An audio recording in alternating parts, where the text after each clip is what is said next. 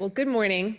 It's very, very nice to be here in front of you. As Dr. Harlan said, my name is Jennifer Leon. I'm a registered dietitian, and I am excited to tell you about the new and exciting programming changes that we've made at Culinary Medicine. We were able to create something that brings more knowledge, more skills, and more confidence to a younger group so that they can be healthier for themselves for their lifetime and possibly for their patients, for our pre-med folks. So I'm looking forward to taking you on this journey with us.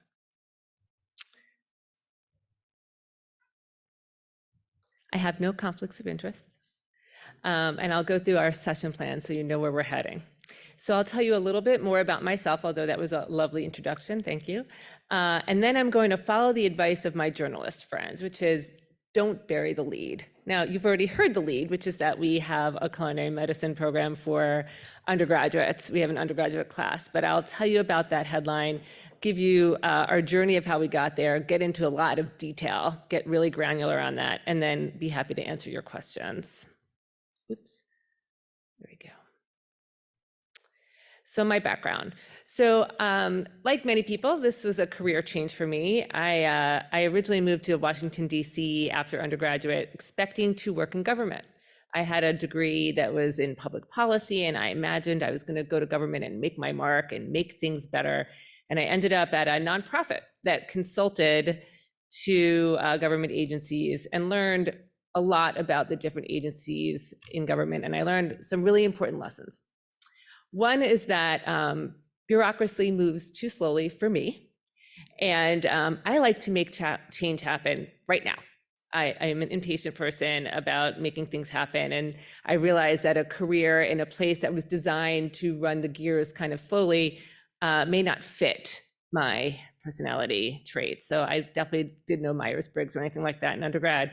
But as a consultant, I switched my gears, and since I was in a consulting company, I moved over into more of other kinds of consulting and learned about adapting to needs of our clients.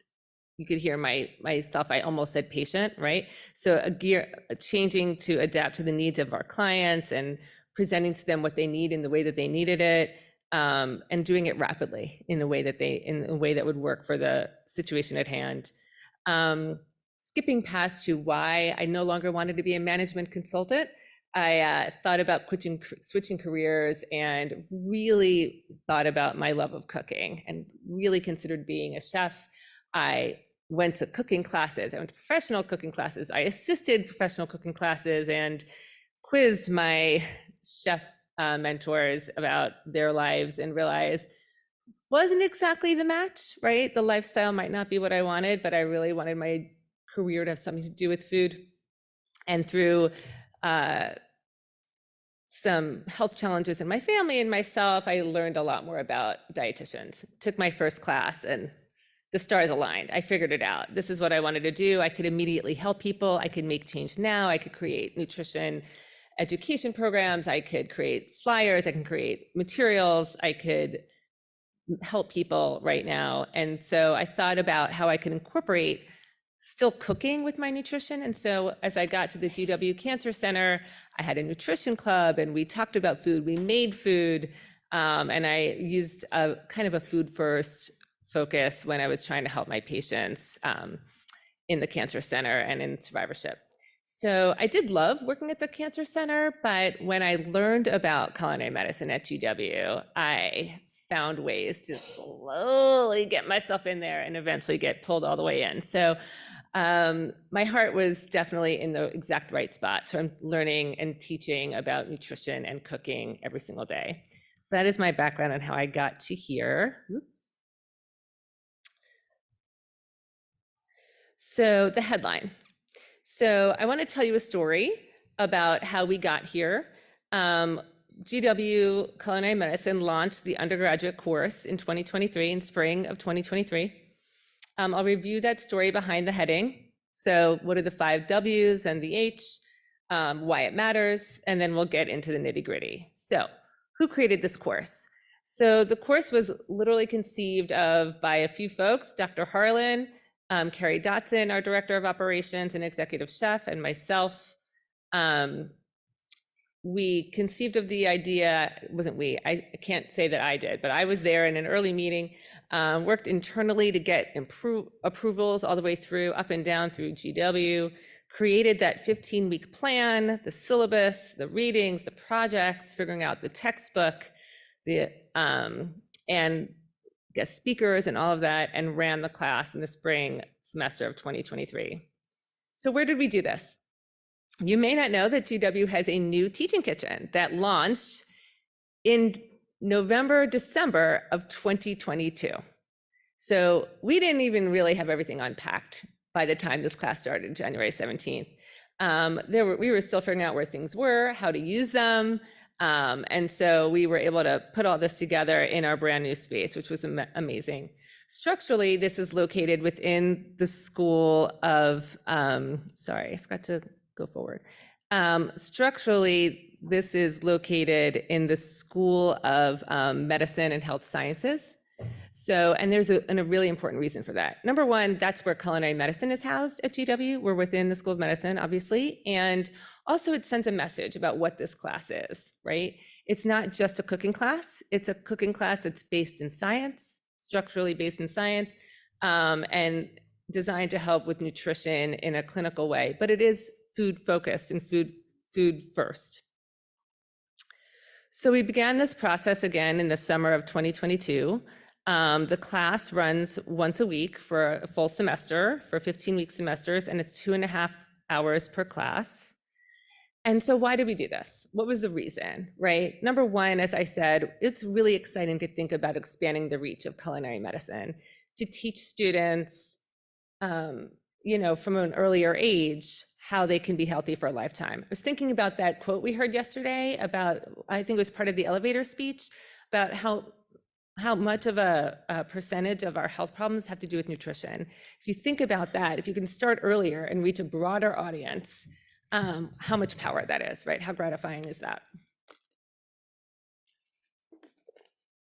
So educating college students for a lifetime of better health is a great motivator. But the other reason really has to do with the funds flow, right? Being able to collect some of those tuition dollars from running the class is a really important support for a culinary medicine program. People have been asking, how do you make money for your program? And this could be a really powerful way to do it. Depending on your location, you might get as low as maybe $10,000 to as high as $35,000 for a class full of 16 students. That would be something to work out and discover in your own university. But the influx can fund really important work at a culinary medicine program.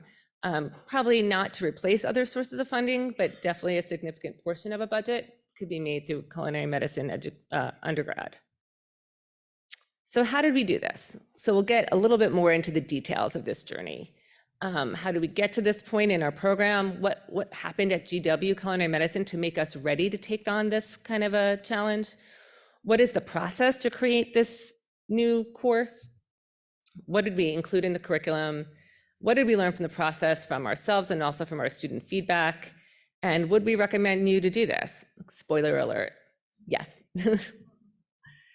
So the GW Culinary Medicine program began with a group of students going to the Senior Associate Dean, Dr. Dayton, to ask for nutrition programming. That's where culinary medicine at GW started. Dr. Dayton met with Tim Harlan, and GW became a licensee. That was in 2016. The first elective ran at the Capital Area Food Bank as our location in 2017. And it stayed that way, running one elective per year at the Capital Area Food Bank through 2019. I personally joined this program in 2018, so I wasn't the first dietitian at GW, but my predecessor knew my love of nutrition and cooking and asked me to be a guest speaker at one of their electives, and I offered to do whatever I could to be more involved. And so very happy to be asked to run the elective starting in 2018. So lots of game changers in 2020. I'm sure we could all tell an hour's story of what happened in their lives in 2020 to change everything. We had more than just the obvious pandemic changes. GW recruited Dr. Harlan and Carrie from Tulane, and they arrived in January of 2020 with wonderful, bold plans and a budget and ideas, and we ran around meeting everyone to talk about what we were going to do at GW Culinary Medicine. And then the pandemic hit. So very, very quickly, as we all had to figure out how to shift gears, we had scheduled a medical school elective to start April 1st, and it started April 1st, completely online. And I remember the first meeting, the Zoom meeting that we had about, okay, we're gonna put this class online, and I couldn't believe it. I could not believe that this was possible. And 3 weeks later, I was teaching the course. And so I learned another very important lesson, which is, this group makes things happen, and we can all do really hard things, right? As we've all learned in 2020. So that really put us in a mindset of we can accomplish an incredible amount in a short amount of time, and it could be incredibly successful, which it was. So they launched community classes at GW in the summer of 2020, further building our capacity. And then we moved on to having 2 medical school electives starting in 2021. Our dream was to open that physical space, right? As is a lot of folks here. And we were very fortunate enough to get a donation from the physician who originally started running these classes. So Dr. Seema Kakar and her husband donated the money to build our teaching kitchen. It's called the Seva Teaching Kitchen. Seva means service. And we were very excited to launch it at the end of 2022, an incredibly quick turnaround from when we started thinking about it. So here's the kitchen, and I want to point out some things we have here. So this part of the kitchen, this was in a former restaurant. So this was the eating space. And we have these tables that are really customizable. So they're really, really helpful. I'm showing you this because part of the deal of having this is to be able to really control our physical space. So we have these tables. You can see there's seating for 24 really easily, and we could stretch it to 20 to 30. And on the other side in the former kitchen is where the cooking happens. So we have these 3 workstations and one sort of in the middle of the kitchen for 4 groups of 4. So that's how we got to 16. And you could see this was an artistic photo taken by one of our students. So this is from behind the bar looking into the kitchen. So here you have, on the left-hand side is the cleaning area. On the right-hand side, this is a group of 4 induction stoves, and this is another group of 4 induction stoves. The big oven that we're excited to get is gonna go right here. We have our freezer here and a big walk-in refrigerator back here. And so this is where we teach all of our classes. So with this physical space, we really had some opportunity to now think even bigger. What can we do beyond running our student elective, beyond running our community classes, beyond running the classes for residents? What else could we do? We've got this space now. So there were some ideas that were all kicked around, and those are the other ones are listed down below. I can sort of give you, I was thinking about a multi-year teaser, maybe like Taylor Swift, right? She gives those multi-year teasers way in advance.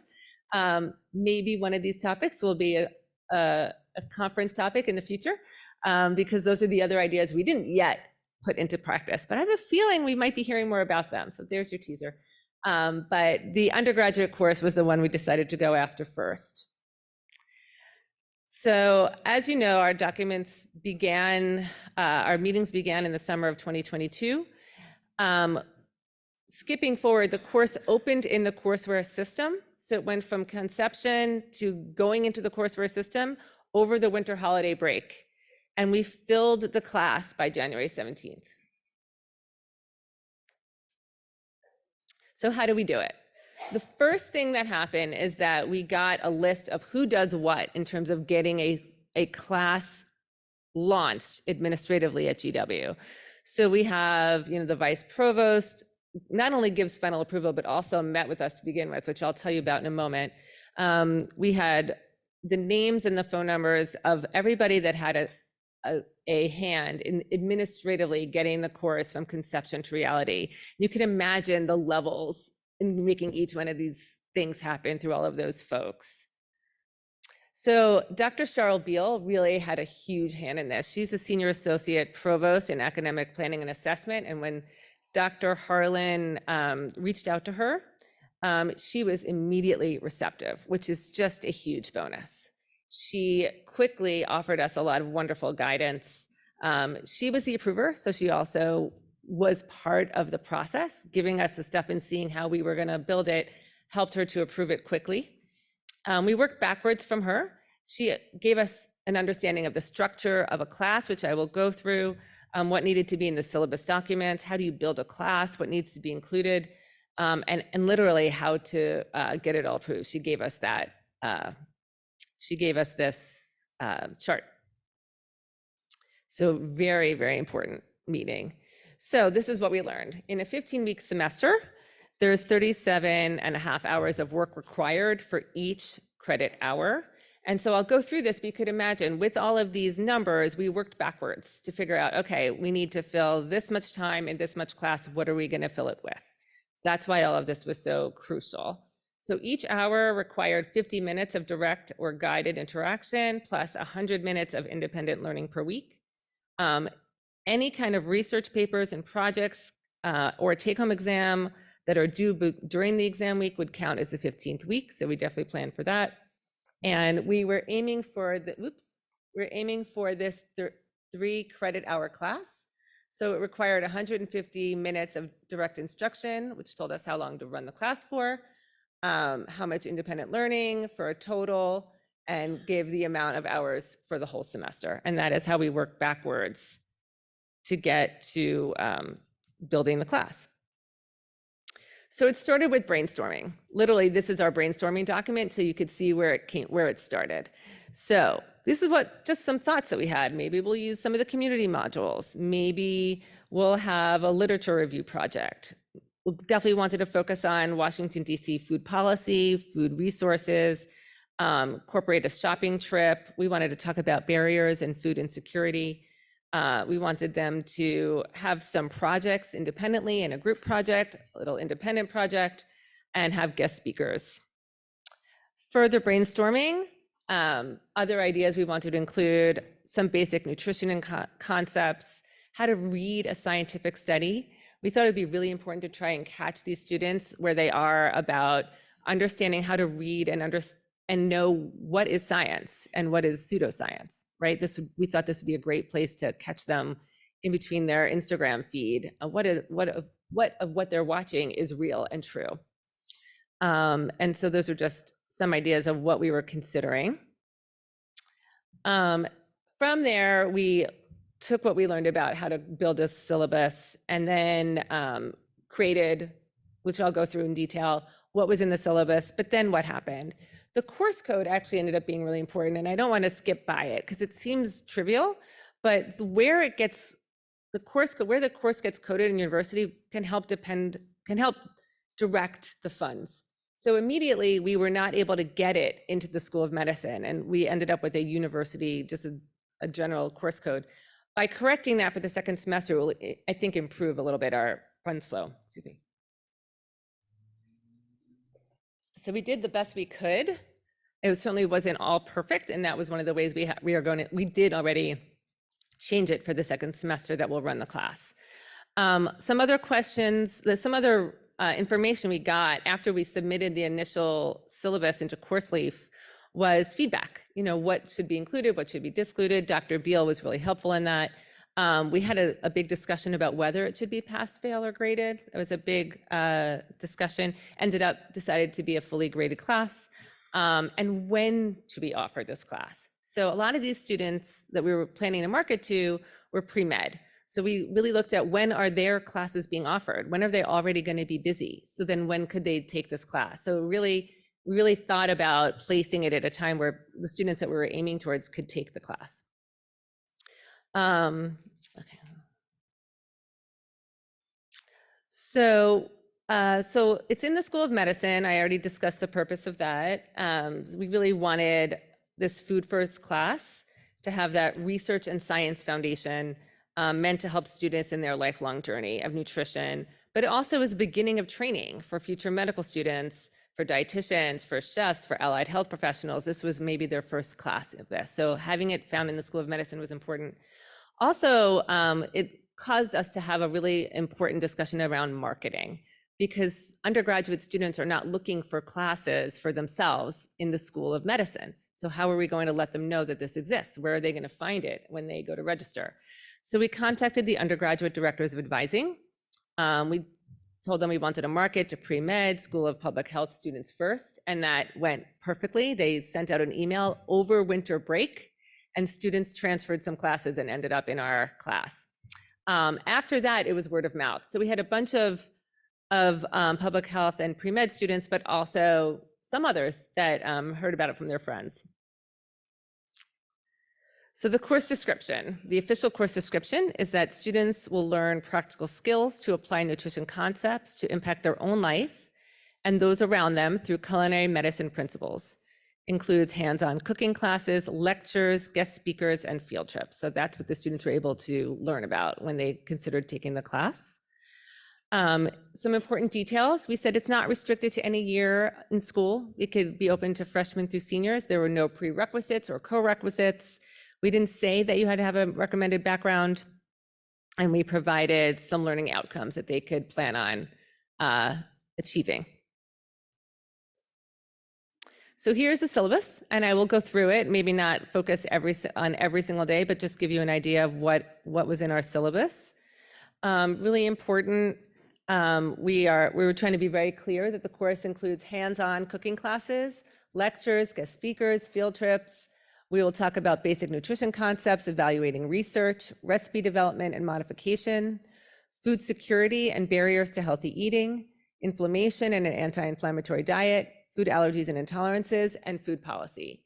And the reason I am showing you that in detail is because that was taken, you could see where the brainstorm landed, right? This was our process. This is where we landed in this class.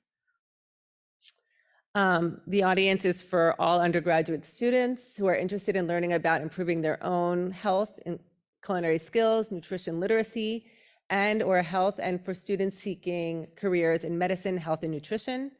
And so it's clear who should be taking the class. Some more details about the syllabus. And so we then broke up the class into sessions. So there's 15 sessions. So we had a class plan, assignments, and recipe ideas for every session of the class. So session 1, we did an introduction to nutrition in their cooking class. So what we did was, this was their first entry, right? Unlike our medical students, we didn't ask them to do anything in advance. They got there and started from ground zero. So we really just introduced the Mediterranean diet on the first day. We gave a very good knife skills lesson. And really importantly, we introduced ourselves and asked the students to introduce themselves, because we wanted to understand what was their background. What did they come here already knowing, so we could, adapt the class as needed. So just to give you an idea, we did have students sophomore through senior. And just to give you a small sample of what they told us about their background, we had 2 seniors in particular who said they were pre-med and going to the GW School of Medicine. We had some other pre-med students as well. We had a public health student who said, they just enjoy cooking in their free time. They wanted to connect the ideas of medicine and public health and cooking. Great. They wanted to also understand the role of nutrition and health. We had a sophomore public health major who was curious about using food as medicine, but also really interested in homeopathic medicine. And then we had another junior who was a bio major, heard about GW culinary medicine program in the med students in the medical school, and was excited that it was being offered at the undergraduate level. And that's just a smattering of what we heard from the students. So we gave them a really good tour of the kitchen, really explained to them how to find everything they needed, and they cooked on day 1. And that was pretty exciting.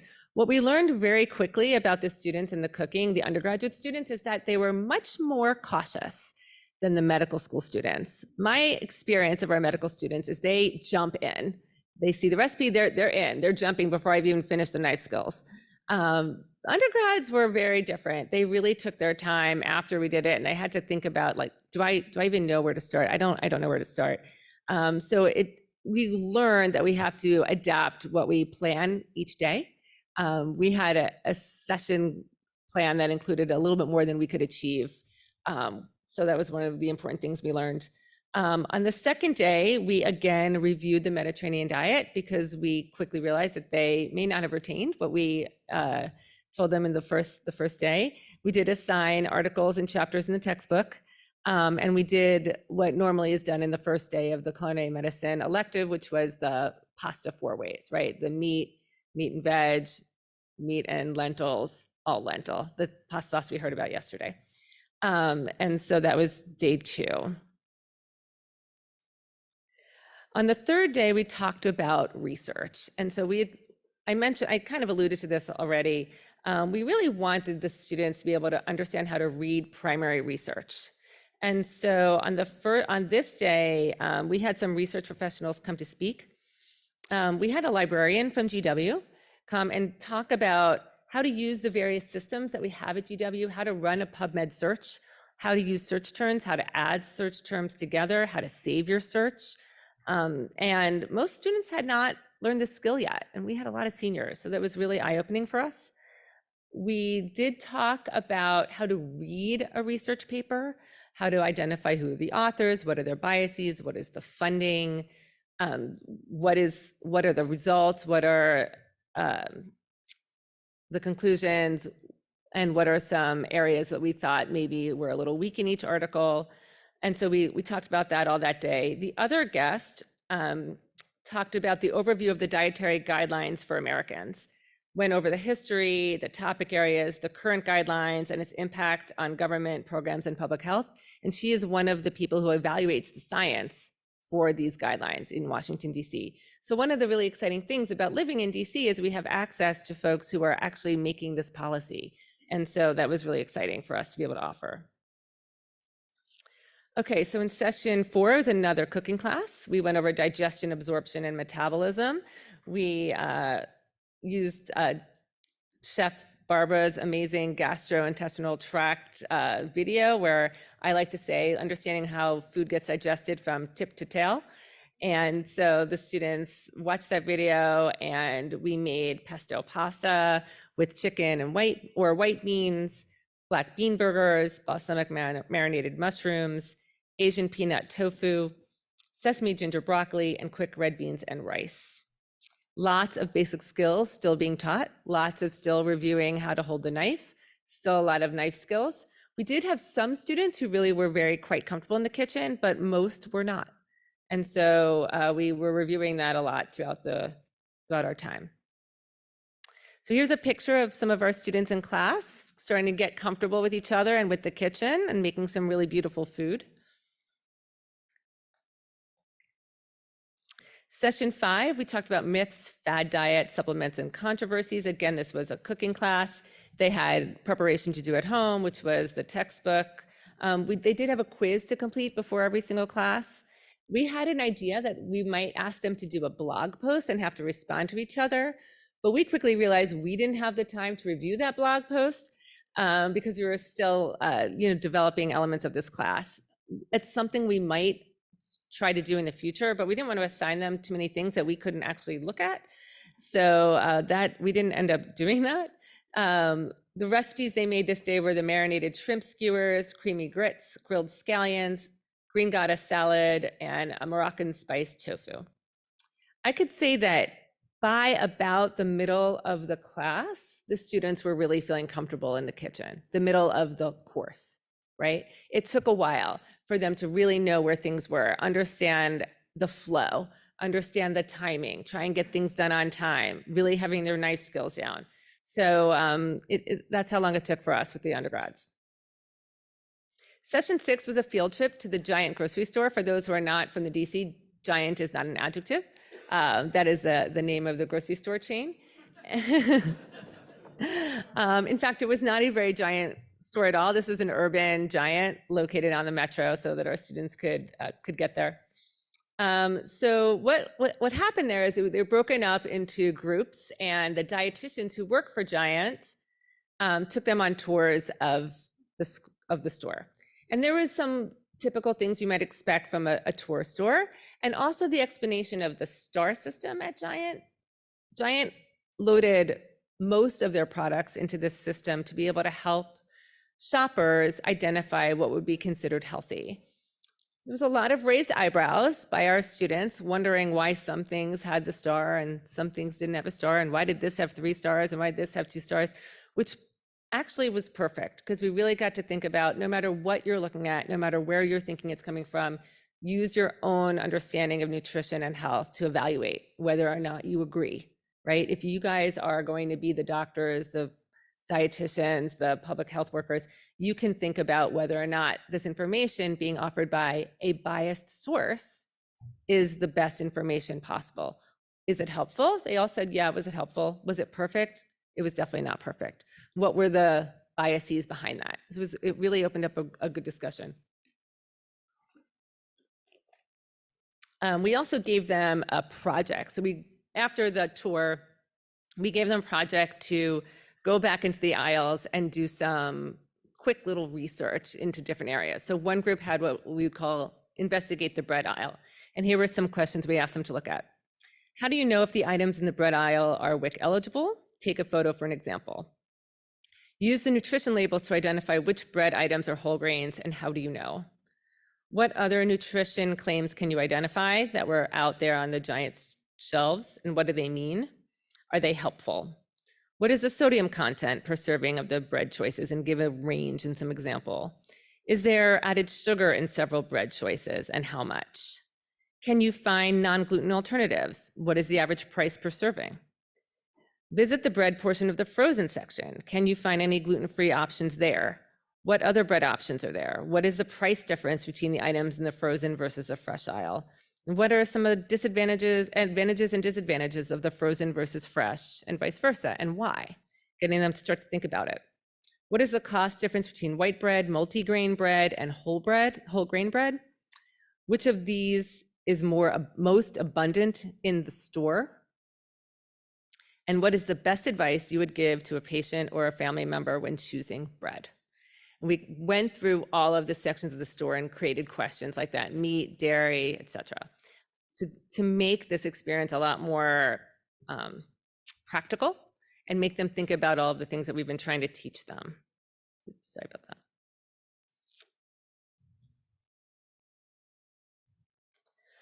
Okay, so then we were about ready to assign our first project. So this first project was the research project. They had learned about how to do research at GW, and so we wanted them to put that to use.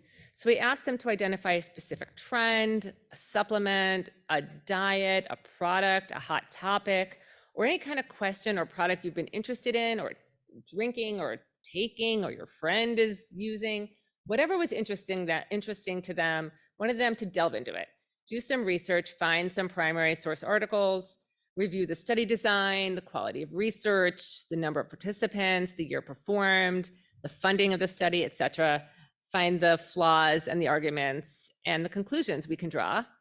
We asked them to take it from 2 or 3 different articles and be prepared to answer questions and create a presentation.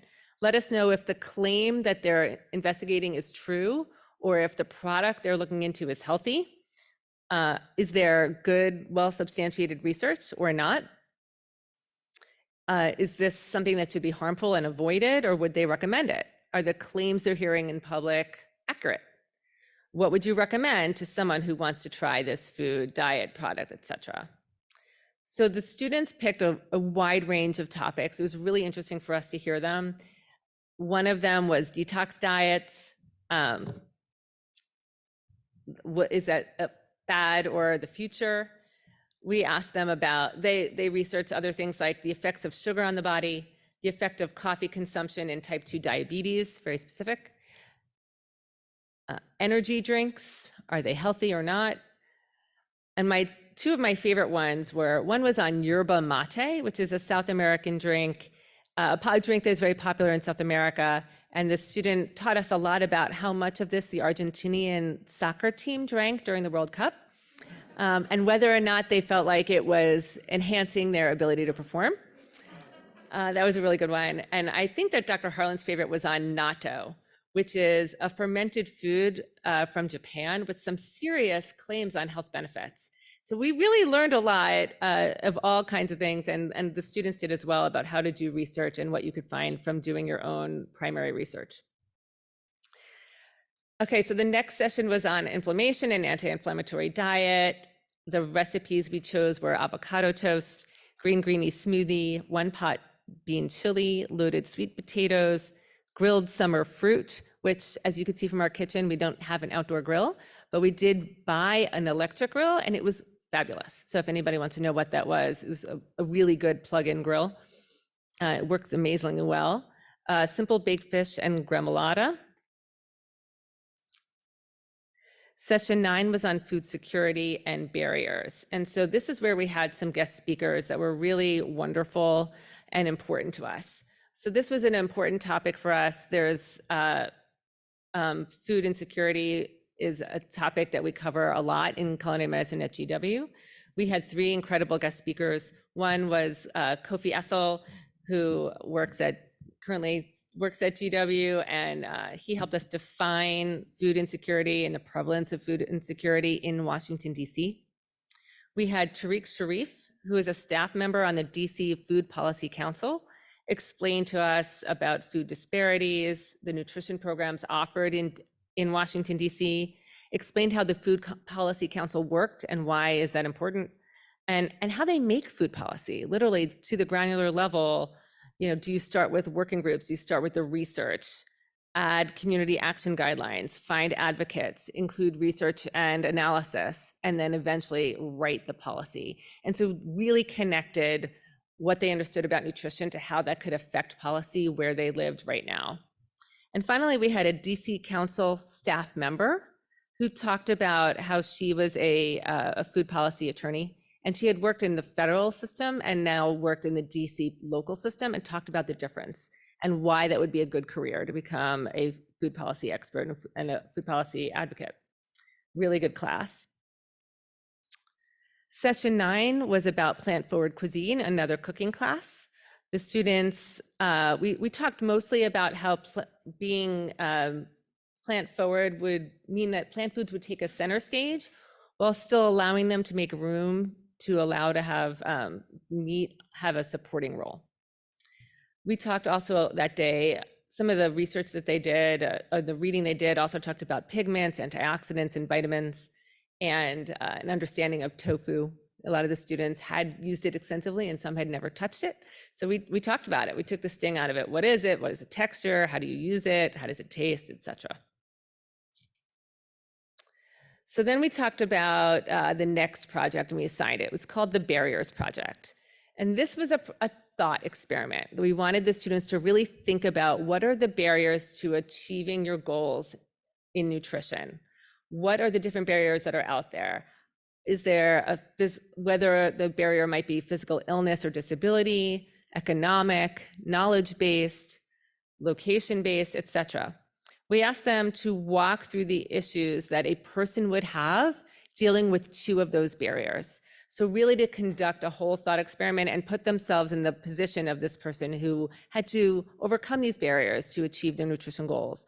How much did it cost? How much time did it take? Literally, how long would it take that person to get to the grocery store?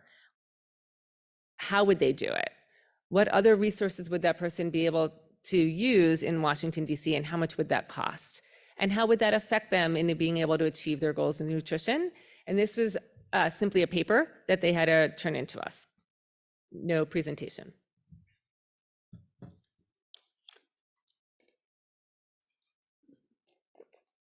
The 11th class was about talking about recipe modification and recipe development and food photography. This is a really fun class.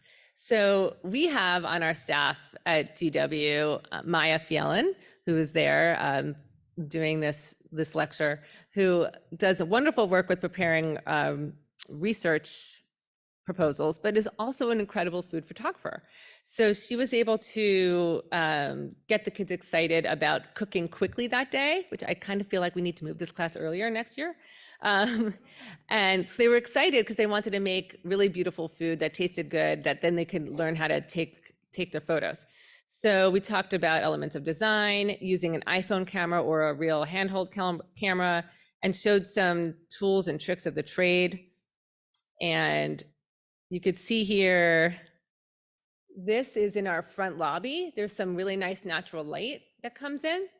And so here's just a piece of kind of like thick paper that was taped to the wall and put on a table, and the food that was on it. And here are all the students trying to figure out their best photo.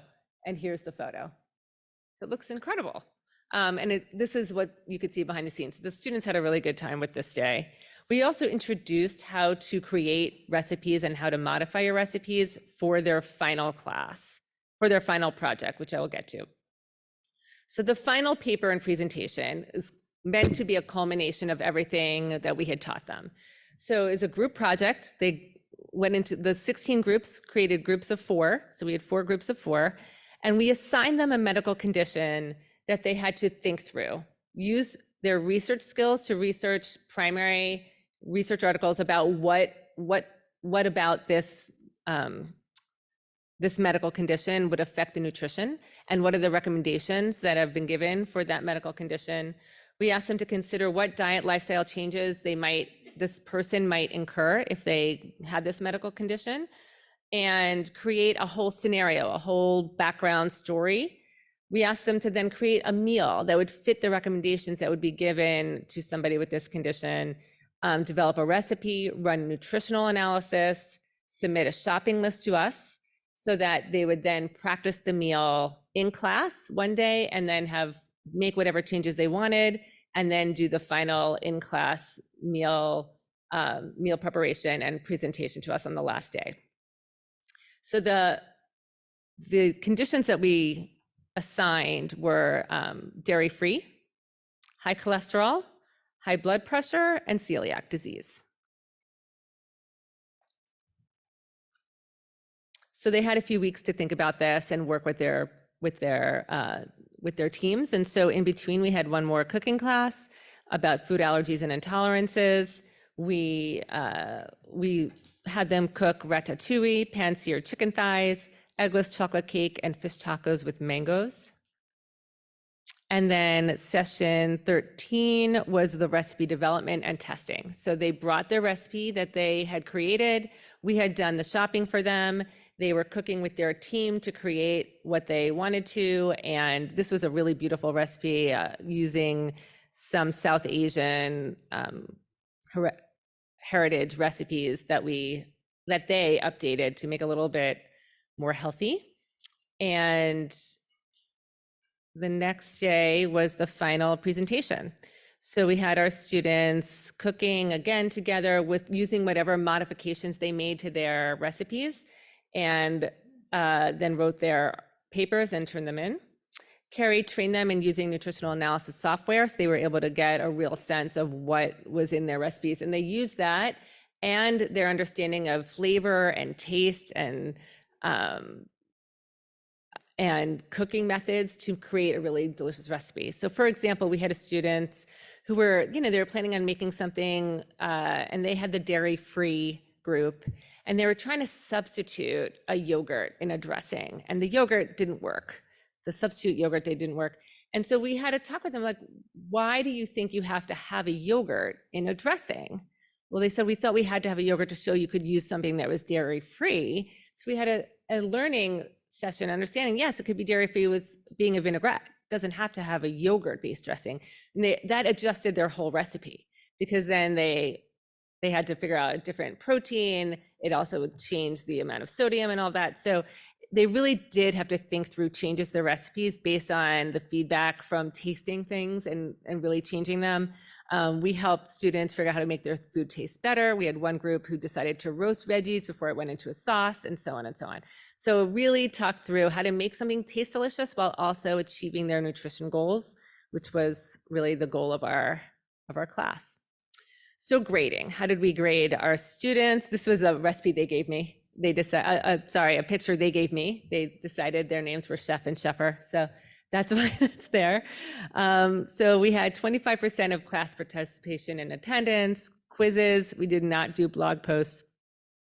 Projects 1 and 2 were 35% of their grade, and the final project was 30% of their grade. So the student evaluation, what did they tell us? So I'm just including a few of the questions that we asked them. So please rate your overall experience with fundamentals of culinary medicine, 1 being poor, 10 being excellent. And so the mean was 8.5 and the mode was 9. So the students really did enjoy this class. And I included some of the quotes that they provided. So one of them said, all of the knife training sessions were amazing. I like learning about Mediterranean diet at the beginning so we can apply it to most of the meals we made. My favorite part was our cooking days. I loved how we would learn about a topic, cook food that fits in with it, and then discuss what we just made. It was a well-rounded experience. And finally, this course can be related to everyday life as well as a medical career. So kind of what we were hoping for. How likely are the skills you learn to change how you prepare food for yourself? The mode was 5, median 4.25. Excellent. So other student recommendations, the students did give us recommendations, which we take very seriously at Culinary Medicine. They wanted us to improve the class timing, which we definitely agreed with. We were a little too ambitious with the number of recipes per class. They wanted us to track the cleanup responsibilities. They felt that maybe some students were cleaning up while others were sitting down. And so we may have to change how we assign cleanup. They definitely wanted more site visits around Washington, D.C. And they asked us to clarify assignments, which definitely was good feedback. And we knew it before we went in, that as what we thought was clear was definitely not clear enough for them to know what they wanted to do. So after having this experience, we will rewrite our assignments. Some of them we are actually going to change. So what was our internal evaluation? What did we think we wanted to do? We definitely thought that much more precise explanations and models would help them implement what we had in our vision. So what we ended up with from their assignments versus what we assigned were not exactly connected. And so we thought part of this had to do with us showing what we mean. They did not understand. We thought we explained well enough about how to evaluate research papers, but we decided we're going to have a session of reading an article together and picking out the important points and understanding how to find where it was conducted and what was the funds flow and all of that. So things like that we realized need a lot more instruction. We also realized that possibly due to COVID or possibly just because of undergraduates being undergraduates, if we lectured, they fell into a trance. And if we had an activity that taught the topic, they were very engaged. So we are rethinking some of the topics and finding out how to make it an activity versus a lecture.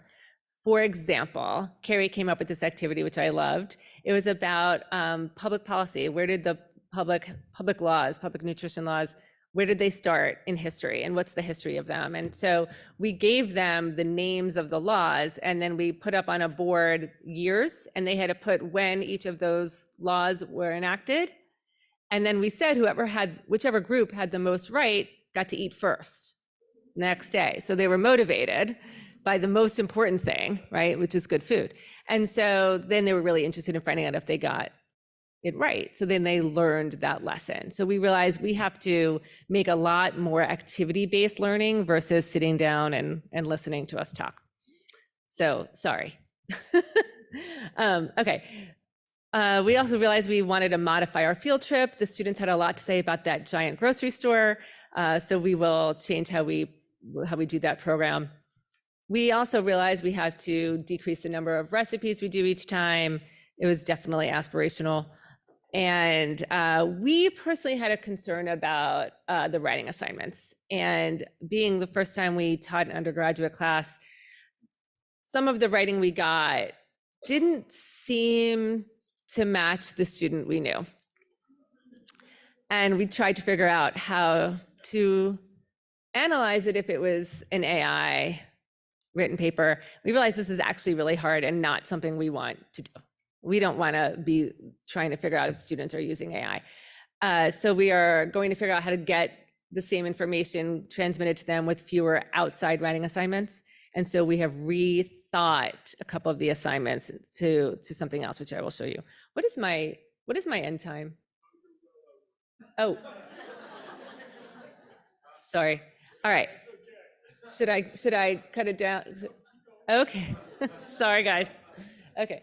Um, all right. So project one, we are changing. Instead of having it be a research project that they go home and write a paper, we decided to make it a debate style. So we will assign the topics instead of having them pick, and make each person have a pro or a con to the topic and have to go find the research, read the research, and pull out 2 or 3 points that are the pro or the con for that topic, such as, is intermittent fasting good for weight loss, for example? Pro and con, 2 or 3 bits of information that they could pull from the research, short bits that they could use in a debate style. And then the person who had the con and then will switch articles. So they will read what their opposite partner is doing for their research, and then they will have a debate style in front of the class. So they'd understand their topic, the opposite topic, and be able to speak about it. So that's one of the ways we're changing that project. So no written paper, and that they'll just have to submit to us in bullet style what were the topics. So these are just some of the ways we're changing it. And we're going to update the menus, much fewer recipes, a lot more activities, less writing outside of class, and fewer chapter assignments. We realized they weren't really getting much out of it, and we didn't have time truly to go over it in class. And so we have to figure out a different way to get the information to them. So overall, I think it was a very successful class. The instructors and the students feel great about it. It was a steep learning curve for us, but we got there, and we never have to do that again. Right? It's going to help with sustainability for our program and hopefully for yours. And finally, I really do want to mention the teamwork that was involved in getting this class running. I am the lucky one to be able to tell you about it, but I cannot explain enough how much of a team effort this was with Carrie and Dr. Harlan, with Maya, with Dr. Essel. This whole thing was a huge lift by everybody, and I am thrilled to be part of this group. And I just want to say that this is an amazing program and would not have happened without the team that we have getting it off the ground. So I do want to thank you for teaching me what you know. So